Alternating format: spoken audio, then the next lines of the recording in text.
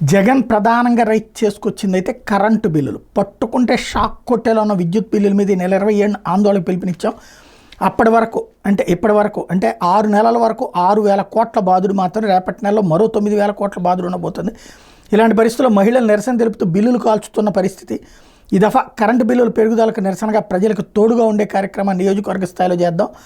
అలాగే మన ప్రభుత్వంలో ప్రతి 3 నెలలకు ఒకసారి త్రైమాసికమైన వెంటనే పిల్లల తల్లులకు డబ్బులు ఇచ్చి వాళ్ళ చదువులకు తోడుగా ఉండేవాళ్ళం. ఈరోజు పిల్లలు విద్యా దీవెన, వసతి దీవెన రాక ఇబ్బంది పడుతున్నారు. మనం జనవరి, ఫిబ్రవరి, మార్చి నెలకు సంబంధించిన ఫీజు రియంబర్స్మెంట్ ఏప్రిల్లో వెరిఫై చేసి మే నెలలో ఇచ్చేవాళ్ళం. ఈ ప్రభుత్వం వచ్చాక 4 త్రైమాసికాలు గడిచిపోయినాయి. ఏప్రిల్లో వసతి దీవెన కింద డబ్బులు ఇచ్చేవాళ్ళం, ఇప్పుడు అది కూడా ఎగిరిపోయింది. మొత్తంగా ఫీజుకు సంబంధించి 4 దఫాలు విద్యా దీవెన 2,800 కోట్లు, వసతి దీవెన 1,100 కోట్లు, మొత్తం 3,900 కోట్లు పిల్లలకి ఇవ్వాల్సిన డబ్బులు ఇవ్వకపోవడం అనేది దారుణం. పిల్లలు డబ్బులు కట్టలేక చదువులు మానేస్తున్నారు, పనులకు వెళ్తున్నారు. ఈ పిల్లలకు అండగా వాళ్ళకి తోడుగా ఉండే కార్యక్రమం జిల్లా యూనిట్గా జనవరి 3న చేద్దాం అన్నటువంటి పిలుపునిచ్చారు.